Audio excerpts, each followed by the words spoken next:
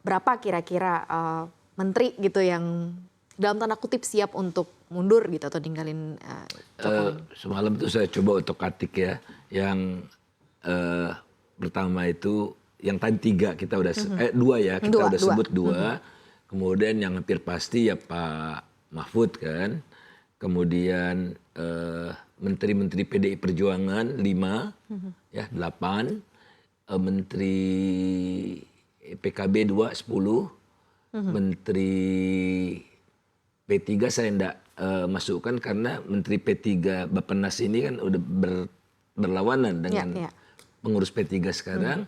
Ditambah 1 dari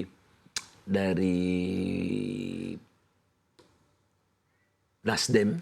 Dari Nasdem. Ya Ibu Siti ya. Kemudian saya lihat-lihat yang potensial juga karena beberapa pertimbangan gitu, Bu Retno.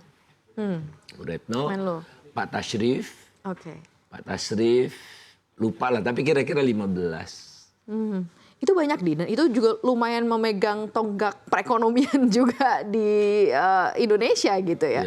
Bang Faisal sendiri melihat seperti apa sih kalau sampai terjadi gitu ya, kestabilan politik, kondisi ekonomi ini akan seperti apa? Kan kita banyak hal yang harus kita hadapi, bukan hanya menjaga pemilu yang lebih baik atau lebih aman. Tapi global juga kan dengan berbagai macam sentimennya harus ada tameng yang luar biasa dan kita selamat sebenarnya dengan beberapa orang-orang di kabinet ini gitu ya, menteri-menteri yang selama ini bekerja untuk Pak Jokowi, Bang Faisal. Iya, seperti pernah kita alami di masa Pak Harto, Pak Ginanjar dan kawan-kawan 15 menteri itu mundur.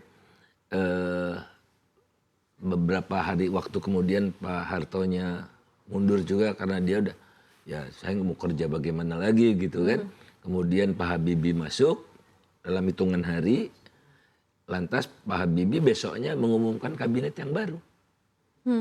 Jadi dan mudah-mudahan kenyataannya lebih kredibel. Tapi kan masalahnya mengapa Pak Habibie tidak efektif? Karena dia bagian dari Orde Baru kan. Jadi satu paket kan presiden dengan wapres. Nah kalau wapres sekarang kita kan mudah-mudahan tidak punya agenda politik yang macam-macam ya, dia ingin maju lagi. Jadi justru kuncinya nih di Pak Wapres yang bisa bertindak untuk menyelamatkan sisa masa jabatan begitu ya, dengan sekaligus reshuffle kabinet besar-besaran. Tapi goyangnya akan lumayan berat ketika zaman Pak Harto nggak sih? Karena kan mata dunia akan ke kita semua nantinya, Bang. Ya ada ongkos yang harus kita bayar. Tidak ingin mengatakan tidak ada ongkosnya ya, ada, tapi manageable karena menciptakan kepastian.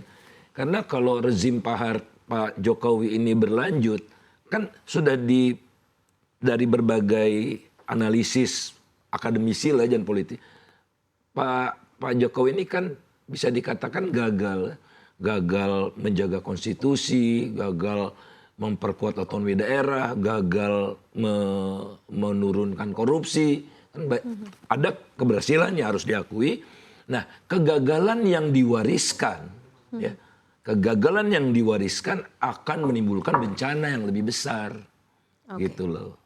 Nah, jadi justru selesai di sini kita coba untuk membangun yang baru lagi dan betul-betul membangun jangan sampai terulang lagi setiap 5 tahun begini. Ini pembelajaran yang besar buat bangsa ini.